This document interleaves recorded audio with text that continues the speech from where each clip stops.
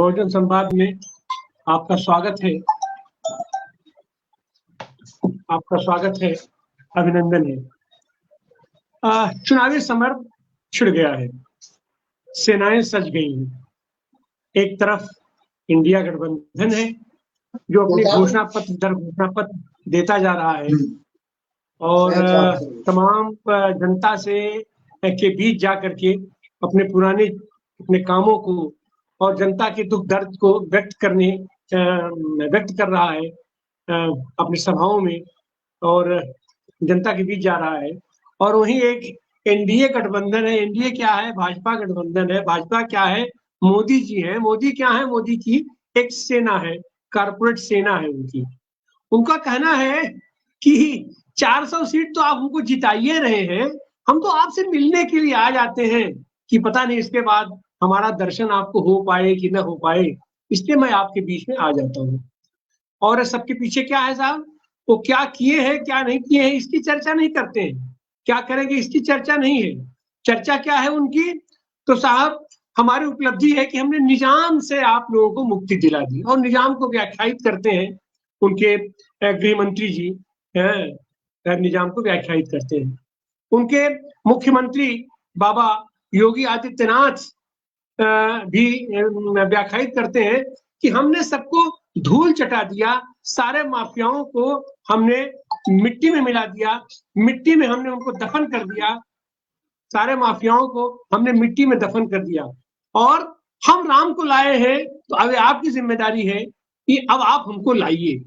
और राम के नाम पे हो क्या रहा है? तो राम के नाम पर बनारस में क्या हो रहा है इसको अभी विस्तार से वैभव जी बताएंगे। राम के नाम पर भगवा दुपट्टा ओढ़ करके एक पुरानी, जिसको उनका कहना है कि ये संस्था तो हमने भंग कर दिया है, लेकिन आज की तारीख में बनारस के तमाम चौराहों पर, बड़े बड़े चौराहों पर बड़ी बड़ी होर्डिंग आपको हिंदू युवा वाहिनी का आपको देखने को मिल जाएगा। और वो बच्चे यही गोदौलिया चौराहा पर दरोगा को पटक पटक के पीटे। और उस दरोगा की स्थिति ये थी कि अपने ही थाने में वो उनके खिलाफ रिपोर्ट दर्ज करवाने गया। तो खैर रिपोर्ट तो किसी तरीके से दर्ज हो गई, लेकिन उसमें से ये हुआ कि इस नाम को आप इसमें से निकाल दीजिए, और अभय सिंह का नाम उसमें से निकाल दिया गया जो कि मेन कल्पित था। तो ये तो राम के नाम पर ये लोग कर रहे हैं। बनारस में क्या हो रहा है साहब? देश भर तो जो हो रहा है हो ही रहा है। अपने अयोध्या में इन्होंने राम के नाम पे क्या किया? वहां पर तमाम जमीनों की उसको दलाली खाई, चंदा खाया, पीएम केयर फंड में चंदा खा रहे हैं, इलेक्टोरल बॉन्ड में चंदा खा रहे हैं, मंदिर में चंदा खा रहे हैं और मंदिर में धनुगाही कर रहे हैं। और अब आजकल बनारस में क्या हो रहा है? तो साहब अभी हमको पता चला है, तमाम लोग आकर के बातें कर रहे हैं कि बनारस में आप कहीं भी आप निकलिए तो एक पूरा का पूरा गैंग मुसुकोड़ा से दुरुस्त हाथ में कटोरा लिए और आपके सामने आ जाएगा, तर से आपके माथे पे चंदन लगाएगा, त्रिशूल से टीका छाप देगा, उसके बाद कहेगा पैसा दो। अब आप पैसा भी जो वो कहेंगे वो आपको देना है, वो आपको देना है वो पैसा। उतना ही नहीं, तमाम चीजें हो रही हैं कि आजकल जो है तमाम नागा लोग, तमाम साधु लोग और ऐसे ऐसे हैं यहाँ पर कि वो साक्षात लिंग दर्शन करवा देते हैं। लुंगी खोले, दर्शन करा दिए। अब आपने अगर दर्शन कर लिया तो आपको उसका शुल्क देना ही देना है। और महिलाओं को भी दर्शन करा देते हैं, पुरुषों को भी दर्शन करा देते हैं, और उसमें भी कुछ विशिष्ट तो कुछ विशिष्ट लिंग होते हैं जिसमें कि पारद मणि होती है। अगर आपने उसका दर्शन कर लिया तो आपको मनचाहा आपको देना ही देना है, उनको पैसा देना है। इस तरीके से धनुगाही हो रही है। इस तरीके से राम के नाम पर ये लोग आज की तारीख में क्या कर रहे हैं, कैसे कर रहे हैं, और उन्हीं के नाम पर वोट भी मांग रहे हैं कि हमने राम को ला दिया है, अब आप हमको लाइए। तो आज हमारा कार्यक्रम इसी पर है कि सब तो आप कर रहे हो, लेकिन राम के नाम को बदनाम काहे कर रहे हो?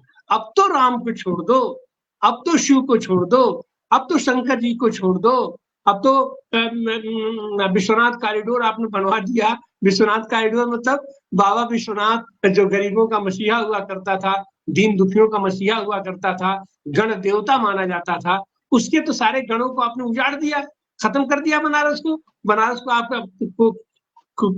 को आपने आज की तारीख में कारपोरेट के हवाले कर दिया। और जो बचा खुचा बनारस बचा भी है, अभी उसको तोड़ने की प्लानिंग लगातार चल रही है। अभी ये ऊपर से रोपवे बना रहे हैं, रोपवे के नाम पर फिर ये तोड़ने जा रहे हैं ये वो जगह जगह। अभी तो इन्होंने काशी कॉरिडोर बनाया है, फिर उसके बाद भैरवनाथ कॉरिडोर भी बनाने जा रहे हैं, जिससे ये पूरा मैदागिन का इलाका और ये गोलघर का इलाका पूरा तोड़ दिया जाएगा और यहाँ पर भी फिर वही दुकानें बनेगी और फिर उसमें किसी मीरा राडिया को ही दुकान अलाट की जाएगी और इस तरीके की सारी चीजें चलेगी यहाँ पर। आज हम इसी पर चर्चा करने के लिए हैं, राम के नाम को बदनाम मत करो। अभी रामनवमी का त्योहार आ रहा है, 9 दिन व्रत है सारी महिलाएं, दुर्गा जी का व्रत चल रहा है, हमारी आस्था का केंद्र है, हमारी आस्था उनसे जुड़ी हुई है। उस आस्था से खिलवाड़ मत करो, राम के नाम को बदनाम मत करो।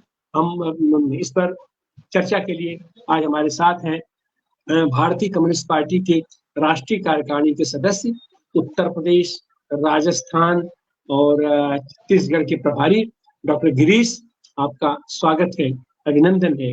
और हमारे साथ है बनारस के वैभव कुमार त्रिपाठी जी, जो बाबा विश्वनाथ का नियमित दर्शन करते हैं और जनता का पक्ष, जनता के दर्द को बखूबी हमारे सामने रखते रहते हैं। आप दोनों लोगों का हार्दिक स्वागत अभिनंदन है और भी साथी जुड़ेंगे, हम उनसे बात करते रहेंगे। तो इस संदर्भ में हम आते हैं सबसे पहले वैभव त्रिपाठी जी के पास। वैभव जी, राम के नाम को ये लोग कैसे भुना रहे हैं और राम के नाम को ये लोग कैसे बदनाम कर रहे हैं? वैभव त्रिपाठी जी। जी, आप सभी को नमस्कार। जो राम की बात करते हैं, देखिए हिंदुत्व की राजनीति मौजूदा सत्ता कर रही है। ये इसी के नाम पे ये चाहते हैं कि जो एक बहुसंख्यक समुदाय है उसको हम पोलराइज करें। तो इतिहास हमको देखना पड़ेगा कि बहुसंख्यक समुदाय हिंदू जरूर रहा, लेकिन जो हिंदू राम को मानने वाला है या शिक्षित है, वो ये मानता है कि भैया राम मेरे आस्था के केंद्र है, राम को मैं पूजता हूँ, ईश्वर मानता हूँ, मर्यादा पुरुषोत्तम कहा गया उनको, तो उनके नाम को मैं पूजता हूँ, उनको मानता हूँ, वो तक वहां तक तो ठीक है। लेकिन कट्टर हिंदुत्व की जो अवधारणा आरएसएस और बीजेपी फैला रही है, उसका वो समर्थन नहीं करता। यही कारण है कि आजादी के बाद से बहुत लंबे समय तक इनको सफलता नहीं मिली। अब वोटों के बिखराव की वजह से इनको सफलता मिली और केंद्र में ये काबिज हो गए, बहुमत के साथ काबिज हो गए। राम की जब बात करते हैं तो राम के चरित्र की बात होनी चाहिए। ये कहते हैं राम राज्य लाएंगे, हम राम को लाए हैं, ये प्रासंगिक हो जाता है कि राम थे क्या। रघुकुल रीत सदा चली आई, प्राण जाए पर वचन जाई, ये हमने पढ़ा है। जहां तक हमने समझा है राम को और उस युग धर्म को, वो ये कि नहीं, वचन के लिए रघुकुल बिका नहीं, प्राण जाए लेकिन वचन न जाए। अब मौजूदा सत्ता की बात कर रहे हैं, जो कहते तो हैं कि हम राम की बात कर रहे हैं और राम राज्य की बात कर रहे हैं, राम राज्य ले आएंगे, लेकिन उन्होंने जो 2014 में 2 करोड़ रोजगार की बात की वो भूल गए, 15 लाख की बात की वो भूल गए, नारियों पर अत्याचार कम करने की बात की वो भूल गए, महंगाई कम करने की बात की वो भूल गए। ऐसे बहुत लंबे उनके वादे थे जो उन्होंने जनता को वचन दिया था और उस वचन से वो मुकर गए। जब वो वचन से मुकर गए तब तो राम के शुद्ध रूप से विरोधी हो गए, इसमें कोई डाउट नहीं है। अब राम राज्य की परिकल्पना क्या है इनकी? अब मैं बनारस से आता हूं, भाजपा के 3 पदाधिकारी बीएचयू आईआईटी में, एक आईआईटी जो इंडिया लेवल का रेपुटेड संस्थान है, उसकी छात्रा के साथ बंदूक पर गैंग रेप करते हैं और गैंग रेप करने के बाद जब मामला तूल पकड़ता है तो पुलिस एफआईआर करती है। सीसीटीवी फुटेज से 4 दिन में चेहरे आइडेंटिफाई हो जाते हैं, लेकिन उसी दौरान प्रधानमंत्री मोदी जी आते हैं और उन्हीं बलात्कारियों के साथ फोटो खिंचाते हैं और उनको पदोन्नत कर दिया जाता है और उनको मध्य प्रदेश चुनाव का प्रचार का जिम्मा दे दिया जाता है। तो क्या ये है राम राज्य कि सत्ताधारी दल के जो गुंडे हैं वो बलात्कार करेंगे? ये राम राज्य है? मणिपुर में जिस तरीके से महिलाओं को नग्न परेड कराया गया, क्या ये राम राज्य है? किसानों की आत्महत्याएं हो रही हैं, किसान आत्महत्या कर रहा है, ये राम राज्य है? सत्ताधीश कहता है कि हम एमएसपी का कानून बनाएंगे और कानून बनाने के लिए 2 साल से ज्यादा बीत गया और वो वादे से मुकर जाता है, ये राम राज्य है? जो अन्नदाता किसान पूरे देश का पेट भरता है, उस अन्नदाता को दिल्ली आने से रोकने के लिए रास्ते में कीले गाड़ी जाती हैं, तारबार की जाती है, क्या ये राम राज्य है? तो मुझे लगता है कि ये एकदम राम राज्य नहीं है। आपने एक बात और कही कि क्या ये राम को अपना पाए हैं या, मैं आपको बताना चाहता हूं कि ये चूंकि राम के नाम पे एक धार्मिक भावना को भड़का के कुछ लोगों को जरूर एकजुट कर पाए और बाकी लोग चूंकि बिखरे हुए थे, इस वजह से इनको सत्ता मिल गई। लेकिन अब जनता जागरूक हो गई है, जनता इस बात को समझ गई है कि जो राम की बात करते हैं लेकिन अपनी बात से पलट जाते हैं, जो राम राज्य की बात करते हैं वो गौ हत्या करने वाले, बोकसी करने वाले जो संगठन हैं उनसे 250 करोड़ रुपए चंदा देते हैं। तो अब सोचिए कि 250 करोड़ रुपए चंदा देने वाला व्यक्ति कितने करोड़ गायों का कत्ल किया होगा और इनको 250 करोड़ चंदा दिया। तो अब हिंदू जनमानस इस बात को समझ रहा है कि ये जो कर रहे हैं वो बिल्कुल अनैतिक है और वो रक्षा की बात करते हैं, उसके नाम पे किसी धर्म देश के लोगों को टारगेट करते हैं, लेकिन खुद जो गोष्ठी करने वाले लोग हैं उनसे चंदा लेते हैं। राम राज्य में क्या वसूली होती थी? ये सवाल भी खड़ा होता है जब ये राम राज्य की बात करते हैं। तो राम राज्य में वसूली तो होती नहीं थी, लेकिन ये क्या कर रहे हैं? ये कह रहे हैं कि ईडी और सीबीआई का डंडा बजाएंगे और इलेक्टोरल चंदा ले लेंगे। ये कॉन्ट्रैक्ट देने से पहले बॉन्ड आप इनको दीजिएगा, तब शरद चंद्र रेड्डी की बात आती है, ताजा मामला है। उस व्यक्ति को जमानत इसलिए दे दिया गया क्योंकि उसने 60 करोड़ का चंदा मौजूदा सत्ता को दिया। तो ये जो पूरी बात है अपने आप में ये सरकार बेनकाब हो गई है कि इनको राम, हिंदुत्व, सत्य, लोकतंत्र किसी चीज से कोई लेना देना नहीं है। और आज जो मोदी जी कह रहे हैं ना कि मैं तो बस आज जाता हूं, मोदी जी को पुलवामा में 400 केजी आरडीएक्स कहां से आया ये 5 साल में पता नहीं लग पाया, लेकिन उनको ये पता चल जाता है कि हमारी 400 सीटें आने वाली हैं। तो जनता इस पे भी हंसी उड़ा रही है कि इनको समझ आ गया है। नरेंद्र मोदी की जो बौखलाहट है, गोदी मीडिया के एंकरों की जो बौखलाहट है, भाजपा के नेताओं की जो बौखलाहट है, वो उससे स्पष्ट दिख रहा है कि इनकी सत्ता जा रही है। और मोदी की घबराहट का एक और कारण है, क्योंकि उनको पता है कि जब सरकार जाएगी तो सरकार जाने के बाद सबसे पहले जांच होगी, उसमें फंसेगा अगर कोई तो वो उसमें नरेंद्र मोदी फंसेगा। तो सरकार जाने का ही डर नहीं है, सरकार जाने के बाद जांच का भी डर है और जाने का भी डर है। तो इन लोगों का राम से कम कोई वास्ता नहीं है, न राज्य से कोई लेना देना है। धन्यवाद जी, बहुत बहुत धन्यवाद वैभव जी, आप हमारे साथ बने रहिए, हम आपके पास फिर आते हैं। इस बीच हमारे साथ दिल्ली से जुड़ चुके हैं अरुण त्रिपाठी जी, आपका स्वागत है, अभिनंदन है। आप भी अयोध्या क्षेत्र से ही आते हैं। और हमारे साथ जुड़े हैं बंबई से डॉक्टर सलीम खान। देश के एक पश्चिमी छोर पर हम चलते हैं, बंबई में क्या स्थिति है राम राज की, राम के नाम के सम्मान की। डॉक्टर सलीम खान।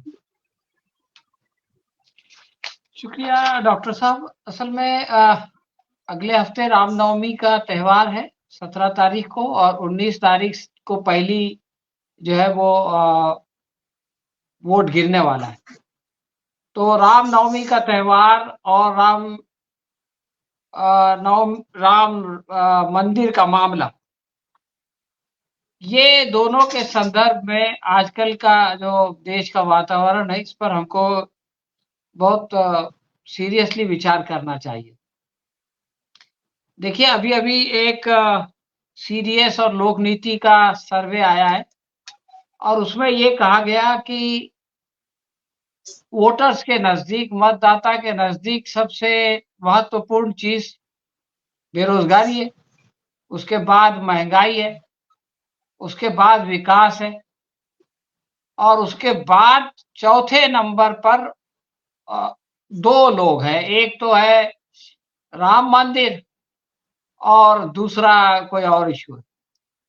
तो आप ये देखिए कि राम मंदिर का मामला, जिस पर बीजेपी ये चुनाव जीतना चाहती थी, वो आज चौथे नंबर पे पहुंच गया है और सिर्फ 8% लोग उसको महत्व दे रहे हैं। तो ये बीजेपी के लिए बहुत बड़ी चिंता की बात है। और इस बात का अनुमान है कि बीजेपी रामनवमी के त्योहार के समय कुछ लोगों को भड़का के, कुछ दंगा फसाद करके ये जो राम मंदिर का मामला पीछे चला गया है, उसको आगे लाने की कोशिश करे। इसलिए कि बीजेपी को कुछ बताने के लिए तो है नहीं कि हमने 10 साल में क्या किया, और इसके खुले संकेत मिल रहे हैं। अभी कल उत्तराखंड में प्रधानमंत्री मोदी ने कहा कि भाई ये कांग्रेस ने लोगों को प्राण प्रतिष्ठान के लिए रोका, 6 साल के लिए निकाल दिया, और अब रामनवमी का त्योहार जोश खरोश से मनाया जाएगा। उसके बाद ममता बनर्जी ने कह दिया कि रामनवमी के मौके पे किसी को दंगा करने की जो है वो इजाजत नहीं दी जाएगी। और उसके बाद पूरा आईटी सेल जो है वो शुरू हो गया कि ममता बनर्जी ने हिंदू समाज के ऊपर दंगा भड़काने का आरोप लगाया है। और उसके बाद आज सिलीगुड़ी में पहुंचे प्रधानमंत्री, तो उन्होंने कहा कि जो लोग हम पर, हिंदू समाज पर दंगा भड़काने का इल्जाम लगा रहे हैं, हम उनको वोट से सबक सिखाएंगे। तो मैं जो बात कहना चाहता हूँ वो ये है कि रामनवमी को लेकर बीजेपी की जो राजनीति है, चुनाव की राजनीति, वो बहुत तेज हो गई है। तो इस सिलसिले में हमको बहुत सतर्क रहने की जरूरत है। और ये लोग किस तरह से दंगा करते हैं, इसकी जो मिसाल 2 साल पहले हमने खरगोन में देखा। कपिल मिश्रा को इन्होंने बुलाया और उससे दंगा भड़काया, और उसके बाद बुलडोजर चलाया, और फिर जो यहाँ तक कि एक जो प्रधानमंत्री आवास के तहत जिसको घर मिला था, उसका भी घर गिरा दिया, ये कह के कि ये जो है वो इलीगल था। तो ये इस तरह की राजनीति करते हैं वोट के लिए। तो मैं समझता हूँ कि सिविल सोसाइटी को इसके बारे में सतर्क रहना चाहिए। हम लोग ये करते हैं कि कहीं दंगा हो जाए तो उसके बाद उस पर बहस करते हैं, कुछ लोगों की निंदा करते हैं, कुछ लोगों की मदद करते हैं, कुछ लोगों के केस लड़ते हैं। लेकिन मेरा ख्याल है कि जहां भी टेंशन हो तो उसमें पहले प्रशासन के पास जाना, उससे मिलना, उससे बात करना। तो उससे क्या होता है, प्रशासन थोड़ा सा सतर्क हो जाता है और वो अपनी जिम्मेदारी अदा करता है। प्रशासन जहां भी अपनी जिम्मेदारी अदा करता है, दंगा नहीं होता, और प्रशासन जहां छूट देता है वहां दंगा होता है। तो अगर सिविल सोसाइटी जो है वो पहले से, और लोगों को ये भी पता हो, जहां भी टेंशन हो तो लोगों को पता हो कि हमको किसके पास जाना चाहिए, और सिविल सोसाइटी के लोगों को वहां पर जाकर के पुलिस प्रशासन से और कोर्ट वगैरह से जो है वो पहले ही बातचीत करनी चाहिए, वहां के नेताओं से भी।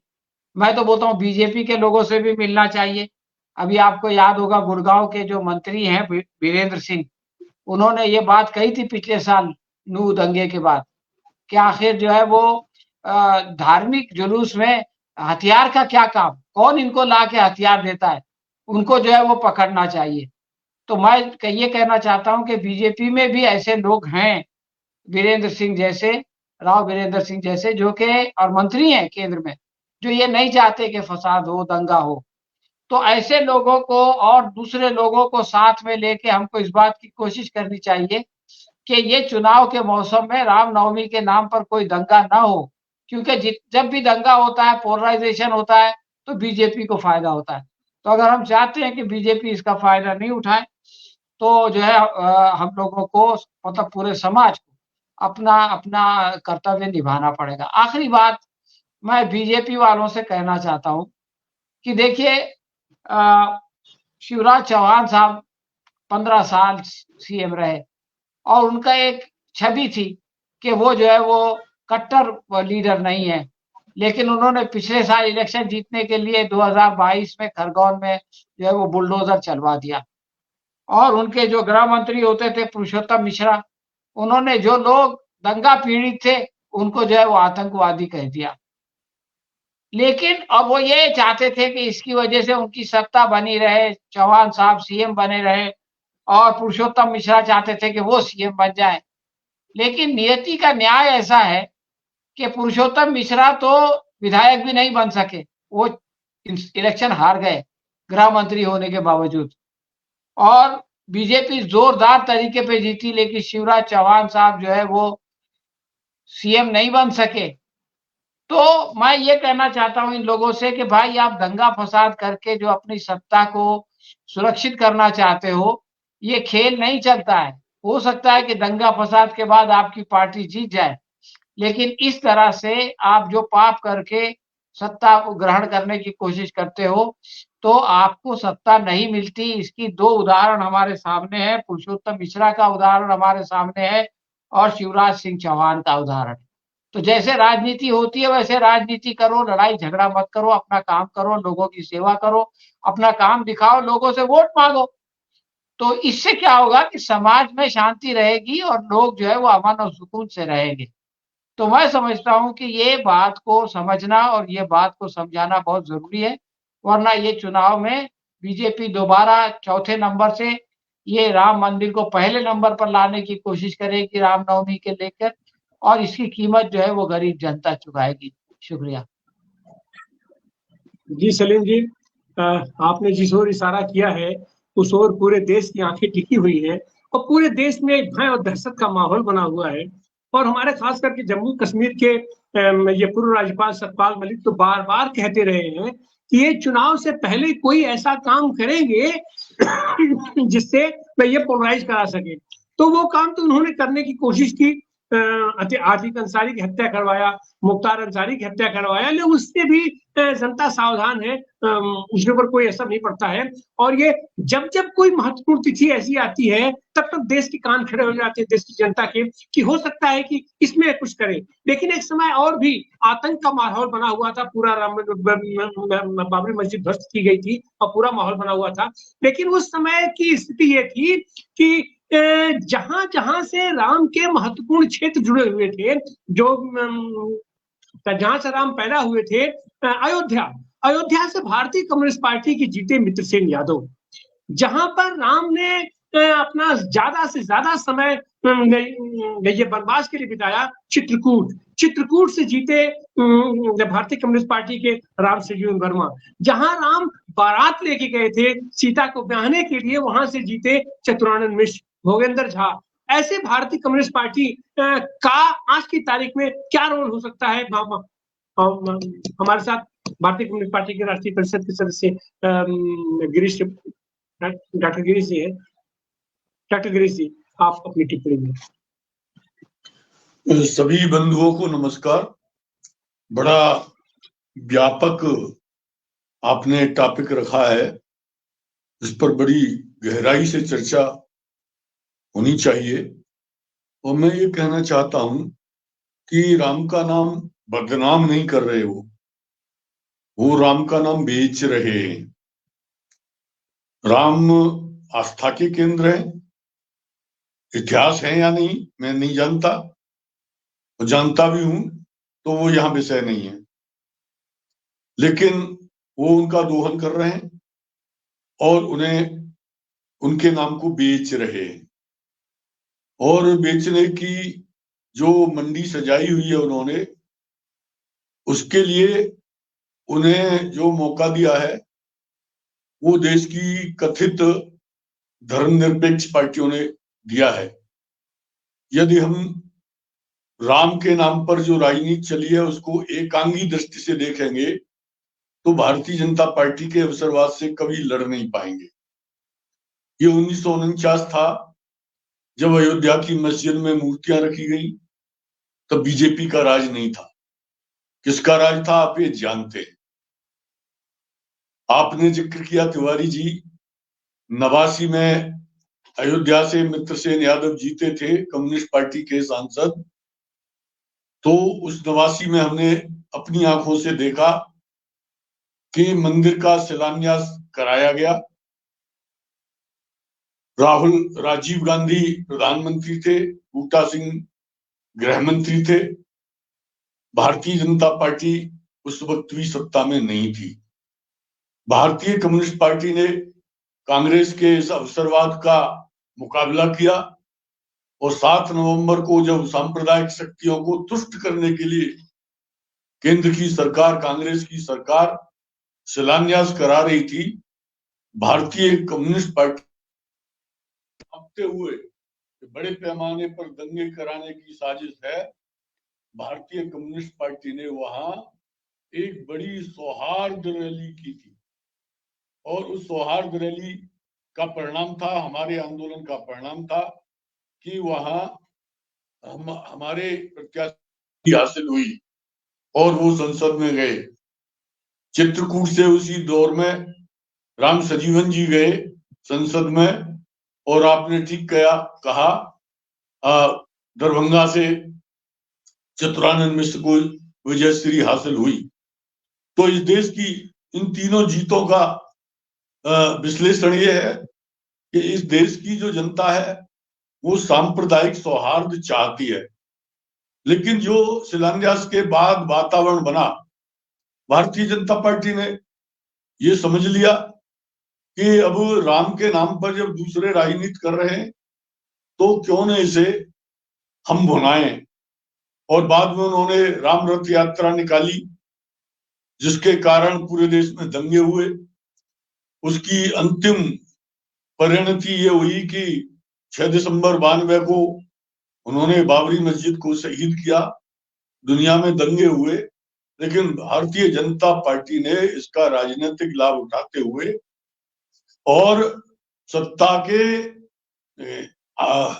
के दरवाजों को देख लिया। तब से लेके आज तक वो प्रतीकों की राजनीति कर रहे हैं।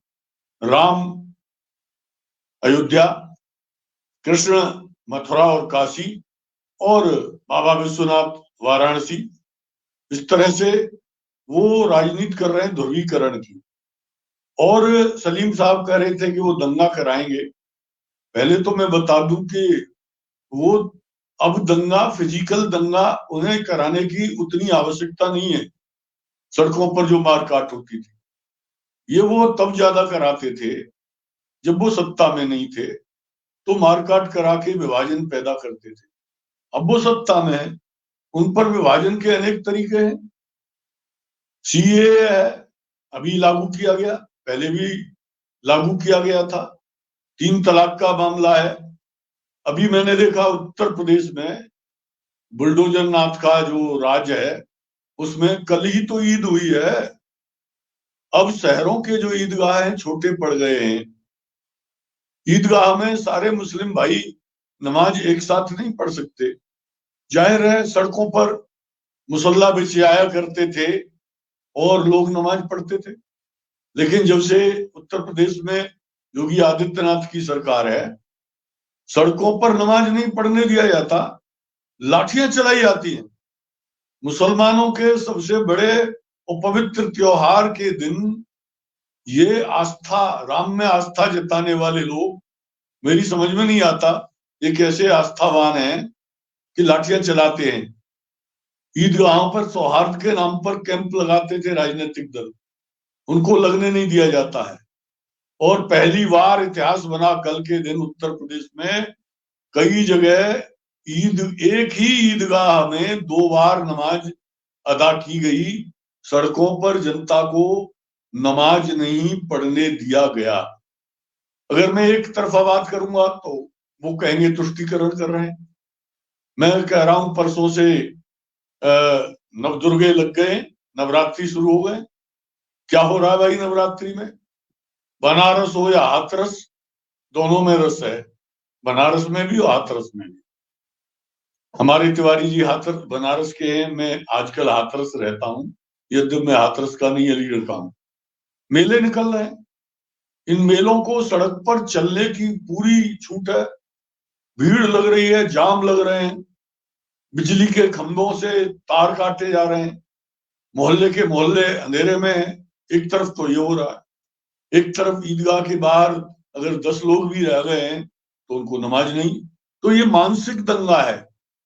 फिजिकल दंगा नहीं है, लेकिन ये मानसिक दंगा रोज चलता है। मुख्तार की हत्या से चल रहा है, अतीक की हत्या से चल रहा है, मुस्लिम आबादियों को बुलडोजर से उजाड़ करके चल रहा है।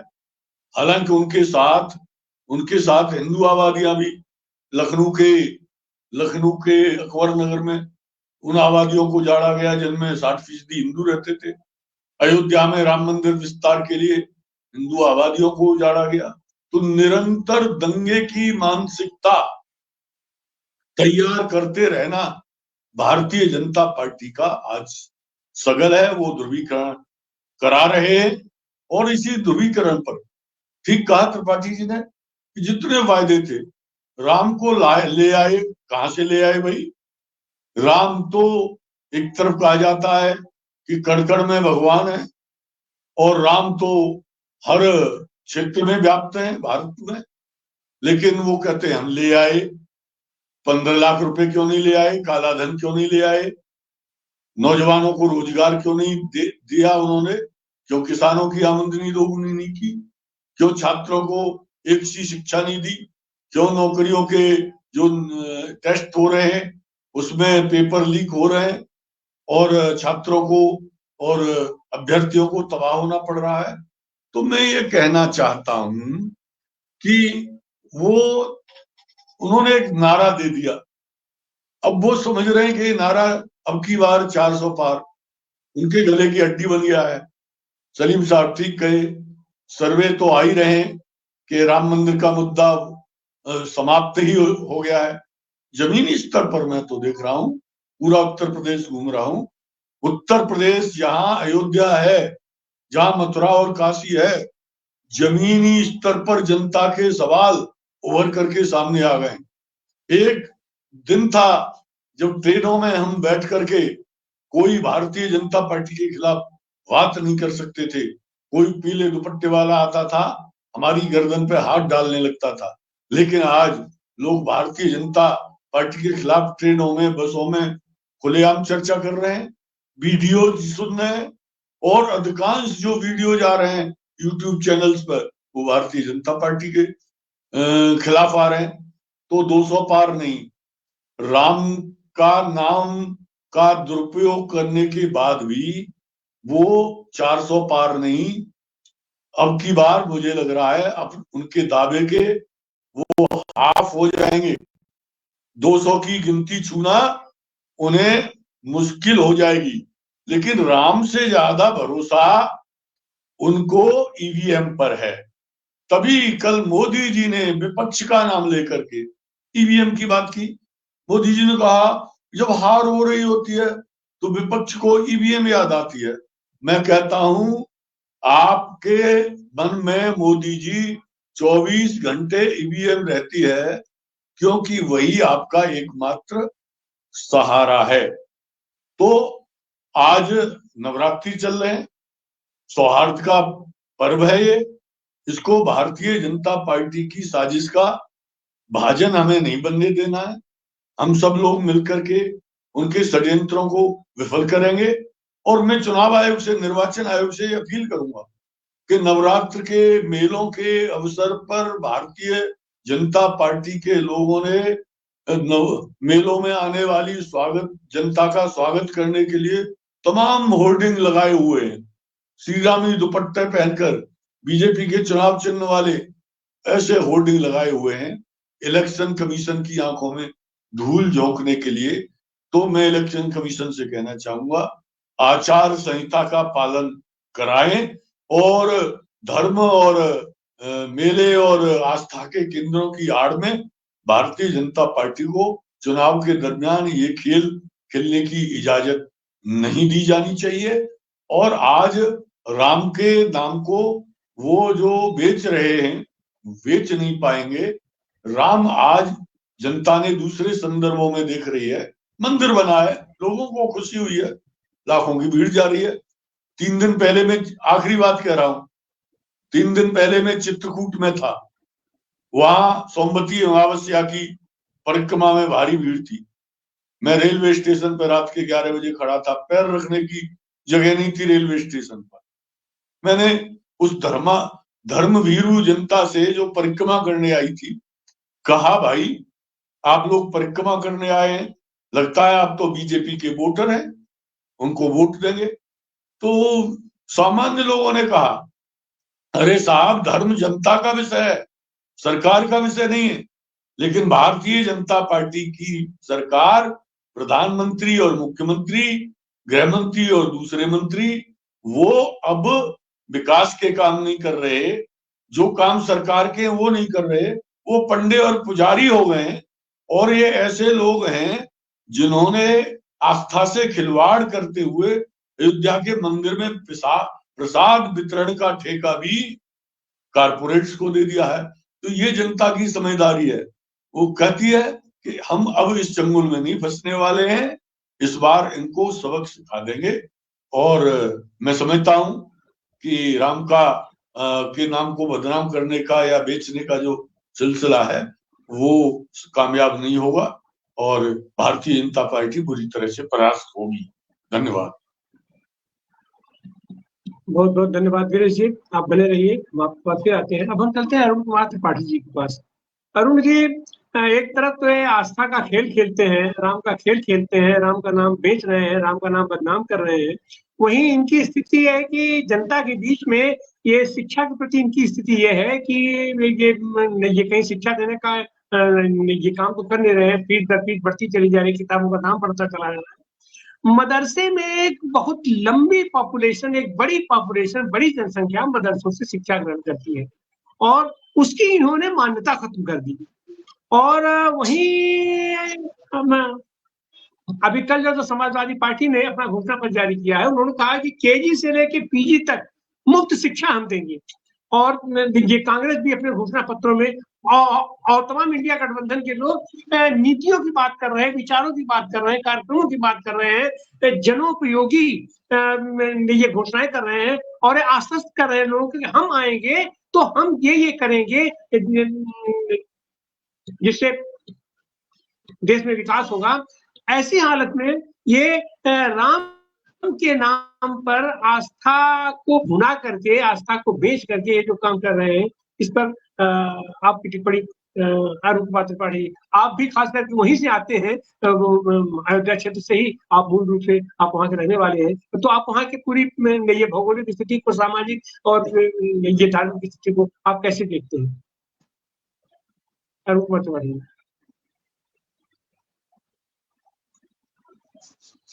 आवाज नहीं आ रही है, आवाज नहीं आ रही, आप उसको निकाल दीजिए, बिना उसके बोलिए, आप उसको निकाल दीजिए।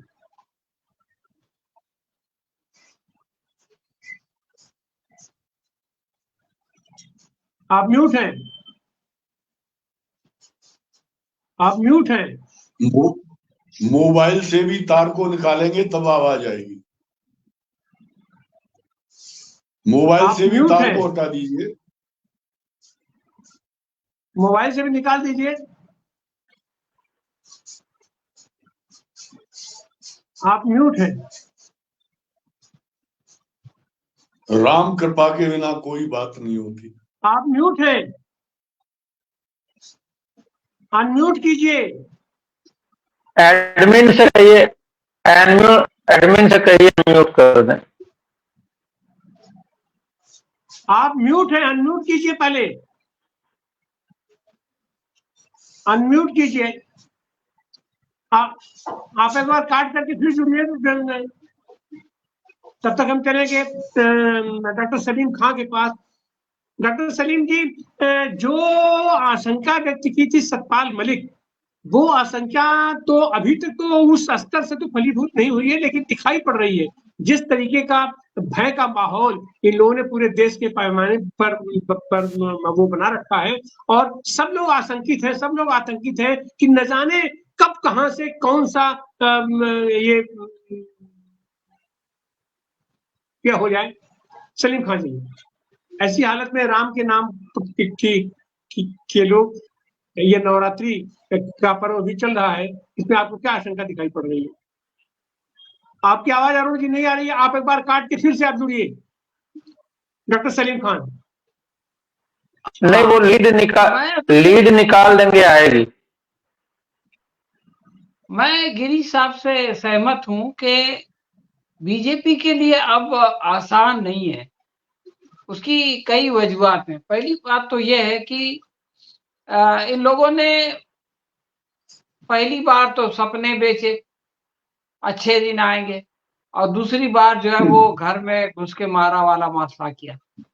तीसरी बार इनको ये उम्मीद थी कि राम मंदिर का प्राण प्रतिष्ठा इनको जो है वो इनका बेड़ा पार कर देगा, लेकिन वो मामला बैक बर्नर में चला गया। अब जो लड़ाई है वो ये है कि बीजेपी के साथ मीडिया है और इंडिया गठबंधन और उसके जितने नेता हैं, राहुल हैं, तेजस्वी हैं, अखिलेश हैं, ये सब मैदान में उतरे हुए हैं। तो अब ये जो सीडीएस का, जिसका मैंने अभी आपको हवाला दिया था, सीडीएस लोक नीति का, उससे एक बात साफ सामने आ गई है कि आम लोग, ज्यादातर बड़ी संख्या में लोग जो है वो बुनियादी समस्याएं, बेरोजगारी, महंगाई, और इवन आप देखें कि विकास के बारे में भी 36% लोगों ने कहा कि इस विकास का फायदा सिर्फ अमीर लोगों को हुआ है। तो अब लोगों का ध्यान जो है वो उन विषय पे जा रहा है जिससे कि बीजेपी हटाना चाहती थी। आप वो आ गए, उनको ले लीजिए, उसके बाद फिर हम बात करेंगे। जी अरुण त्रिपाठी जी, अरुण त्रिपाठी जी, अगर आपकी आवाज नहीं आ रही है। अगर लीड निकाल देते तो आ जाती। लीड निकाल दीजिए, डायरेक्ट आप बात कीजिए मोबाइल से। मोबाइल से लीड निकाल दीजिए। निकाल दीजिए अंदर से। म्यूट हो गए। आप म्यूट हैं। आप बोल सकते हैं। अनम्यूट हाँ, कर लीजिए नीचे। अब बोलिए। आ रही है, आवाज आ रही है। हेलो। हाँ बोलिए, आ रही है आवाज। आ रही आवाज, बोलिए। हाँ जी, ठीक है। अब जी, शायद बोलिए। लीड से भी आ जाए, देख लेता हूँ। हेलो, अब जा रही है? जी आ रही, जी बोलिए। आ रही जा रही है। हाँ, देखिए, ऐसा है कि दो तीन बातें जो है वो जो इमर्ज की हैं मुझे। एक तो जो है वो इसका एक व्यावसायिक पक्ष है जो राम के नाम को लेकर के चल रहा है। जा रही आवाज? जी आ रही है, बोलिए। हाँ आ रही है। हाँ, एक तो इसका व्यावसायिक पक्ष है जो कि अभी कारवां मैगजीन का जो विशेषांक आया है, उस कारवां मैगजीन में बहुत साफ कहा गया है कि अयोध्या में मंदिर के नाम पर जमीनों की लूट चल रही है और उसका एक बड़ा कारोबार पूरा जो है फलने फूलने का मामला, सिलसिला शुरू हुआ है। और ये बात अगर आप अयोध्या के लोगों से जा करके पूछें तो वो बताएंगे कि यहाँ जमीनें किन लोगों ने ली। बेसिकली जो है वो सलीम खान साहब बंबई में रहते हैं। मैं थोड़ा इस बात को और भी दूसरे तरह से एनालाइज करता हूँ कि एक एनालिसिस ये आ रही है कि नॉर्दर्न इंडिया की पॉलिटिक्स सदर्न इंडिया की पॉलिटिक्स को डोमिनेट कर रही है। दूसरी एनालिसिस ये आ रही है कि वेस्टर्न इंडिया की जो इकोनॉमी है वो ईस्टर्न इंडिया को डोमिनेट कर रही है। गुजरात के का पैसा जो है अयोध्या की जमीन खरीदने, अयोध्या में होटल बनाने, इसमें सब में बड़े पैमाने पे लग रहा है। अयोध्या में बहुत सारी जमीनें वहाँ के लोगों ने खरीदी और ये अयोध्या के लोग इस बात को महसूस कर रहे हैं। जो अयोध्यावासी हैं वो अयोध्या में पराये हो गए हैं और जो अयोध्यावादी हैं वो वास्तव में अब अयोध्यावासी हो गए हैं। ये एक स्थिति अयोध्या में राम को लेकर के निर्मित हुई है। अब ये स्थिति जो है वो मीरानंदा की किताब 8-9 साल पहले आई थी, the God market. God market में बहुत सारे कंपोनेंट्स हैं जो कि एक तरह से जो है वो रामदेव भी एक गॉड मार्केट के ही पार्ट हैं और जो है वो आशाराम भी गॉड मार्केट के ही पार्ट थे। और ये जो मंदिर की इकोनॉमी है, इस इकोनॉमी का भी एक जो है एक पहलू है, क्योंकि अमेरिका में 1.2 ट्रिलियन डॉलर जो है एक साल में रिलीजियस चीजों से आता है। तो ये उसको उस तरह से डेवलप करने की कोशिश भी कर रहे हैं। इसका जो एक तरह से पूंजीवादी जो एस्पेक्ट है उसको अगर हम लोग नहीं देखेंगे तो शायद बहुत चीजें छोड़ देंगे। लेकिन वहाँ के चीजों में एक खास बात यह है कि उसमें एजुकेशनल एस्पेक्ट है, उसमें जो है हेल्थ केयर का एस्पेक्ट है, उसमें जो है वो हाउस बिल्डिंग का एस्पेक्ट है, उसमें लोगों को जो है वो नशे से मुक्ति का एस्पेक्ट है, उसमें गरीबों की जो है वो के उद्धार का एस्पेक्ट है। वो सारी चीजें यहाँ पर नहीं दिखाई पड़ रही हैं। सिर्फ शो होता है, सिर्फ ड्रामा होता है, सिर्फ उसको राजनीतिक रूप से कैपिटलाइज किया जाता है। जहां तक राम की बात है तो राम के साथ ये दिक्कत हुई है। राम की उपस्थिति कल परसों मैं गया था संजोग से, जो है वो एक कॉलेज में अंबेडकर जयंती के सिलसिले में, अंबेडकर और जनतंत्र, और संजोग से फुले की भी जयंती थी, तो उस सिलसिले में जो है दोनों को मिल करके एक बातचीत हुई।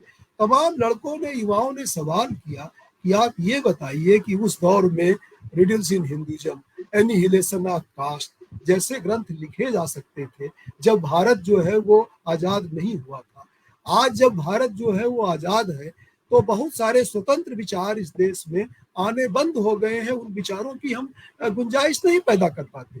मैं ये नहीं कह रहा हूं कि राम की आलोचना ही कीजिए, लेकिन इस देश में, इस देश की जो परंपरा है, तमाम देवी देवताओं के आलोचना की गुंजाइश भी इस देश की बौद्धिक परंपरा में रही है, और वो इस देश की महानता और विशालता है। लेकिन राम के साथ जो इन लोगों ने किया है, उनको एक ऐतिहासिक पात्र, फिर एक जो है वो पार्टी का पात्र, और फिर एक इलाके का पात्र बना करके इन्होंने, जो उनका मिथकीय चरित्र था, जो सिर्फ भारतीय ही नहीं था, अखिल ब्रह्मांड में भी राम की व्याप्ति को देखा जाता था, उस राम को इन्होंने सिर्फ जो है एक पार्टी के चुनावी मुद्दे के रूप में संकुचित कर दिया है, जो एक राम का जो है न्यूनीकरण है, उनका जो है मिनिमाइजेशन है। और वो मिनिमाइजेशन जो है, एक तरह से हिंदू जनता जब इस चीज को महसूस करेगी, तो जब भी जिस दिन भी महसूस करेगी, उस दिन उसको एक बड़ा झटका लगेगा। संजोग से मैं अभी आज एक 1962 का एक लेख पढ़ रहा था मिस्टर एल ब्लूम का। एल ब्लूम कह रहे हैं जो फासिज्म की जो टेंडेंसीज होती हैं, फासिज्म की टेंडेंसीज ये होती हैं कि दरअसल फासिज्म में जो है, जो डेमोक्रेटिक टेंडेंसीज होती है, उसमें ये होता है कि जो पुत्र है वो पिता के खिलाफ जो है बगावत करता है, पिता की सत्ता को चुनौती देता है, और अपनी सत्ता और अपने आख्यान और अपने विचार को स्थापित करता है। फासिज्म ये होता है कि पिता फिर पुत्र पर काबिज हो जाता है, और वो उसको जो है अपने अंडर में ले लेता है। ये जो फासिस्ट टेंडेंसी है, ये एक अपने को फादरली फिगर शो करके और जनता को जो है एक तरह से चाइल्डिश ट्रीटमेंट देने की फासिस्ट टेंडेंसी होती है। उसमें एक लीडर होता है, उसमें मैसेज होते हैं, और उसमें वो लीडर अपने को पिता तुल्य मान करके बाकी जनता को आज्ञा पालक समाज के रूप में विकसित करता है, और वो कोशिश ये करता है कि ये जनता चाइल्डिश मेंटलिटी से ऊपर न उठ पाए, और जो उठने लगे उनको जो है वो आप PMLA के तहत, UAPA के तहत क्रिटिकल थिंकिंग ना डेवलप हो पाए, उसको कहीं ना कहीं आप जेल में ठूंस दीजिए। तो ये फासिज्म की टेंडेंसीज को जो है वो, जो 20वीं सदी की टेंडेंसीज थी, उसको लोगों ने इस रूप में ऑब्जर्व किया था, और वो फिर एजुकेशन की बात कर रहे थे डॉक्टर गिरीश जी, जो है वो एजुकेशन की वो डिफरेंशिएट करता है। क्लासेज के लिए अलग एजुकेशन होंगे, मासेज के लिए अलग एजुकेशन होंगे, और मासेज को ऐसी एजुकेशन नहीं दी जाएगी कि वो क्लासेज में जाने का दावा करे। थोड़े बहुत वो कोशिश करता है कि वो कुछ जो है वो दलितों में, पिछड़ों में कुछ इलीट को जो है वो एक तरह से प्रलोभित करता है, और कहता है कि हम तुमको सत्ता में भागीदारी देंगे, लेकिन किन शर्तों पर? वो शर्तें ये हैं कि जो हमारा ग्रैंड नैरेटिव है, जो हमारा एजेंडा है फासिज्म का, उस एजेंडा को आप सपोर्ट करेंगे, आप डेमोक्रेटिक क्वेश्चनिंग, क्रिटिकल थिंकिंग और वो सारी चीजें नहीं करेंगे। लेकिन मुझे लगता है कि यूथ जो है, अभी जवाहरलाल नेहरू विश्वविद्यालय का जो चुनाव हुआ है, उस चुनाव में किस तरह से जो है वो एक तरह से बिरसा, अम्बेडकर और फुले की स्टूडेंट जो है विंग भी जीती है, उसमें लेफ्ट के लोग भी जीते हैं। एक दलित छात्र जो है वहाँ का अध्यक्ष हुआ है 2 दशक बाद। तो जो यूथ है, मैं जहाँ था कल परसों जो है, वहाँ मैंने यूथ के रिएक्शन सुने, वो संविधान की रक्षा के लिए, डेमोक्रेटिक वैल्यूज की रक्षा के लिए, और अयोध्या में जिस तरह से प्रधानमंत्री ने जा करके खुल्लम खुल्ला जो है मंदिर का उद्घाटन किया है, पूरा उसको राष्ट्रीय समारोह बनाया है। गलत तो वो हुआ है, गलत ये नहीं हुआ है कि जो है डॉक्टर गिरीश की पार्टी नहीं गई और कांग्रेस पार्टी नहीं गई और समाजवादी पार्टी नहीं गई। तो उन्होंने सही किया है, अपने तई इंडिविजुअली जिसको जाना हो जाए। लेकिन इस देश में धर्म और राजनीति में एक जो है विभेदीकरण भी जरूरी है। मैं उतना वाटर टाइट कंपार्टमेंट की बात नहीं करता, लेकिन धर्म और राजनीति के बीच में एक जो है वो एक रचनात्मक रिश्ता होना चाहिए, इस्तेमाल का रिश्ता नहीं होना चाहिए। और ये जो है वो ये रिश्ता ऐसा बना है कि दोनों धर्म और राजनीति दोनों के द्रुप हो गए, जिसके बारे में लोहिया ने कहा था जो है कि जो धर्म के अच्छे मूल्य राजनीति में आए, गांधी भी लाए थे, तमाम बड़े लोग लाए थे, उनको लाने में कोई दिक्कत नहीं है। लेकिन धर्म के लालच के मूल्य, लोभ के मूल्य, घमन के मूल्य, घृणा के जो मूल्य, वो मूल्य हैं ही नहीं, दरअसल वो विकृतियां हैं। उनको अगर आप राजनीति में लाते हैं तो निश्चित तौर पे राम का मामला देखिए, राम का मामला कोई स्टैटिक नहीं। आपने ये टाइटल रखा है, राम को बदनाम न करो। राम का मामला कोई स्थिर नहीं है। तुलसी के राम अलग हैं, वाल्मीकि के राम अलग हैं, अन्य जो है वो कवियों के जो 300 रामायण है, सबके राम अलग अलग है। गांधी जिस राम राज्य की व्याख्या करते थे, उनका कहना था कि मैं राम राज्य की बात करता हूँ, लेकिन मेरे राम अयोध्या के राजा दशरथ के पुत्र राम नहीं है, और मैं उस राम राज्य की बात नहीं करता हूँ। मेरे लिए ये एक लोकप्रिय मुहावरा है, जिसको इस्तेमाल करने से जनता में एक आदर्श राज्य की कल्पना जाती है। लेकिन उनका कहना था मेरे राम राज्य में, मेरा राम राज्य ऐसा नहीं होगा कि अंग्रेजी फौजें चली जाए और भारतीय फौजें जनता पे शासन करने लगे, अंग्रेजी पूंजीपति चले जाए, भारतीय पूंजीपति जनता पे शासन करने लगे, या व्यक्ति स्वातंत्र को आप गिरवी रख दीजिए, व्यक्ति के स्वराज को कम कर दीजिए और फिर कहिए राम राज आ गया है। तो ऐसे राम राज की कल्पना गांधी जी ने बिल्कुल नहीं की। गांधी जी को इंडिविजुअल लिबर्टी, बहुत एब्सोल्यूट फेथ, और गांधी के सारे शिष्यों को था, लोहिया को भी था, जो है अम्बेडकर गांधी के शिष्य नहीं थे तो उनको भी था, आचार्य नरेंद्र देव को भी था। तो बहुत सारे इस देश के जो कम्युनिस्ट सोशलिस्ट रहे हैं, वो भी इंडिविजुअल फ्रीडम के बहुत जबरदस्त हिमायती रहे, उन्होंने लगातार इसको अपहोल्ड किया है।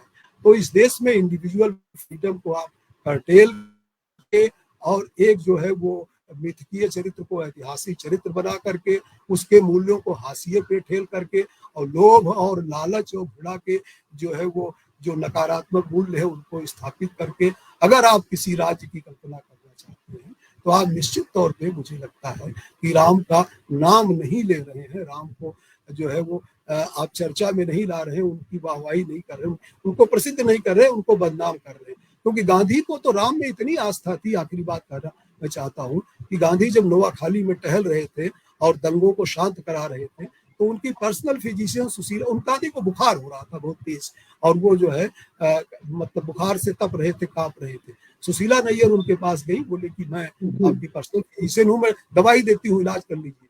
बोले देखिए, अगर राम मेरे इस शरीर से यही काम करवाना चाहता है, मेरी जान लेना चाहता है, तो मेरी जान ले ले, लेकिन मेरी राम के नाम पर आस्था है। अगर उनको ठीक करना होगा तो ठीक कर देंगे, अगर नहीं करना होगा तो मेरी जान ले ले। जिसकी राम में आस्था होती है वो इस स्तर पर बात ले जाता है, इस स्तर पर विश्वास करता है। किसी नेता से पूछ लो, बीमार होने पर राम का नाम जपता है कि डॉक्टर के पास दवाई लेने जाता है, ब्लड प्रेशर की दवाई खाता है, डायबिटीज की दवाई खाता है, जाके सारा इलाज कराता है, तो वो ठीक होता है। जो है इस तरह से राम में किसी की आस्था नहीं है, राम का राजनीतिक इस्तेमाल हो रहा है और वो अनुचित है, वो बिल्कुल जो है ठीक है जी। और इसके परिणाम इस चुनाव में नहीं तो आने वाले समय में इस देश की जनता देखेगी, सोचेगी, जब उसकी आंखें खुलेंगी। बहुत बहुत धन्यवाद अरुण जी।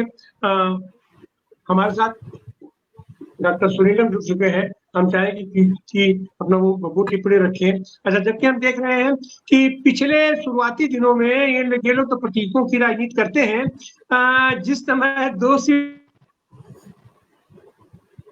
थी भारतीय जनता पार्टी की, उस समय इन्होंने एक माहौल बना करके रामायण के जितने पात्र थे, सीता को, रावण को, लक्ष्मण को, सबको इन्होंने उतार दिया। और आज स्थिति है कि अपने सारे पुराने प्रतीकों को बाहर रख करके इसको ये प्रतीक बना रहे हैं। और रामायण के पात्र अरुण गोविल को भी इन्होंने इस बार अपना चुनाव में उतारा है। और मेरठ में उनकी क्या स्थिति हो रही है, इन सारे संदर्भों में डॉक्टर सुनीलम आज की तारीख में ये जो राम का नाम लेकर के और आपकी स्थिति 57-58 तक, जी 58 तक, जी 58 तक। वैभव जी आपका थोड़ा म्यूट कर लीजिए, आप अनम्यूट कर लीजिए वैभव जी म्यूट कर लीजिए वैभव जी अनम्यूट कर जी। लीजिए। क्षमा कीजिए। लीडर सुनील जी देखिए, गोविल जी का तो स्थिति ये है कि उनसे पूछा गया एजेंडा क्या है, तो उन्होंने कहा अभी मुझे पहले चुनाव जीत लेने दीजिए, इस समय चुनाव का वक्त है, आप मुद्दों की बात मत करिए।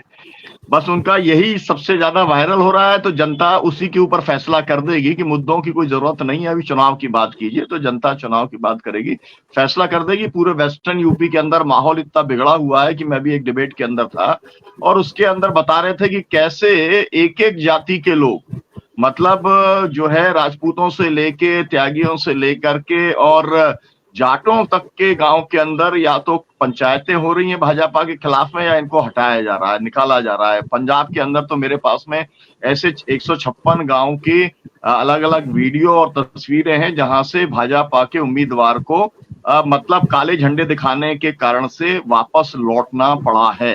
तो ये इनकी स्थिति है। लेकिन मैं असल में डिबेट में जो है केवल एक ही अपील करने के लिए मैं जुड़ा हुआ हूं, जो है बहुजन समाज के दर्शकों से, और मैं ये केवल इतना कहना चाहता हूं कि रामनवमी आप इत्मीनान से आप अगर निकाल लोगे तो आप समझ लेना कि आपने मोदी को परास्त कर दिया, क्योंकि उनके पास में यही एक अंतिम अस्त्र है। मतलब इसी समय जैसा पिछली बार गुजरात में किया था, खरगोन में किया था, तमाम सारी जगह पर किया था, वो अगर वो कर पाए, पोलराइजेशन अगर कुछ बना पाए तो कुछ संभावना बनेगी, अन्यथा आज की तारीख में संभावना नहीं है। और कल जब रामनवमी शांति और सौहार्द के साथ में निकल जाएगी तब भी इनकी कोई संभावना नहीं रहेगी। तो केवल इतना काम करना चाहिए लोगों को कि कहीं पर भी उन्माद ना फैलने दे, कहीं पर भी हिंसा ना होने दे, राम की जो मर्यादा थी उसका आचरण वो करें। और जो है सब लोग जिस भी जश्न में शामिल होना चाहते हैं, जन्मदिन के अपने जश्न होते हैं, कार्यक्रम होते हैं, आज से नहीं हो रहे हैं, आज जो है पॉलिटिकल लोग वो कार्यक्रम कर रहे हैं, पहले वो कार्यक्रम धार्मिक लोग करते थे। तो धर्म को धर्म के तौर पर ही रहने दें, उसको राजनीति का अस्त्र नहीं बनने दें। बस मैं केवल इतनी सी अपील करना चाहता हूं, क्योंकि मैं अरुण त्रिपाठी जी जो है वो हमारे बहुत विद्वान जो है साथी हैं, वो जब पूरे आर्गुमेंट दे चुके हैं, अब उसके अंदर मैं कुछ बहुत ऐड मैं नहीं करना चाहता। मैं ऐड करूंगा तो डॉक्टर राम मनोहर लोहिया ने क्या क्या कहा मैं वही बोलूंगा। तो इसलिए मेरा केवल कहना इतना है कि राम के नाम को बदनाम मत होने देना। आप अगर सच्चे हिंदू हो तो ये आपकी जिम्मेदारी है, और बाकी जो लोग हैं, जो सेकुलर लोग हैं, वो तो सभी लोगों का धर्म के जो प्रतीक हैं उनका वो सम्मान करते हैं, उन्हें कहीं कोई दिक्कत नहीं है। लेकिन मुझे इस बार जो है वो बड़ा आश्चर्य हुआ, मैं पहली बार मैंने देखा कि लोग ईद मुबारक करते थे, आजकल ईद की राम राम भी चलने लग गई है। लोगों को लगा है कि इसका कुछ बैलेंस करने की भी इसकी जरूरत होती है। मैंने कभी ऐसा नहीं देखा कि हम किसी को कहते हो कि भाई दिवाली मुबारक हो आपको, है ना, दिवाली की बधाई देते हो, या किसी को हम लोग जो है क्रिश्चियनिटी के अंदर जो है हम किसी को बधाई देते हो बड़े दिन की, तो उसके साथ में हम राम राम लगाते हो। लेकिन अभी लोगों को सबको लगता है कि भाई ये बहुत जरूरी है कि आपको सेकुलर अपने आप को साबित करना है। तो मतलब ये बहुत ज्यादा कॉर्नर करने की कोशिश जो कट्टरपंथी सांप्रदायिक ताकतें कर रही हैं, मुझे लगता है कि हम लोग जो आजादी के आंदोलन की संस्कृति में विश्वास रखने वाले, गंगा जमनी संस्कृति में विश्वास रखने वाले लोग हैं, हमें अपने रास्ते पर चलने की जरूरत है। मुझे लगता है कि वही इनका तोड़ है और वही इनका जवाब है।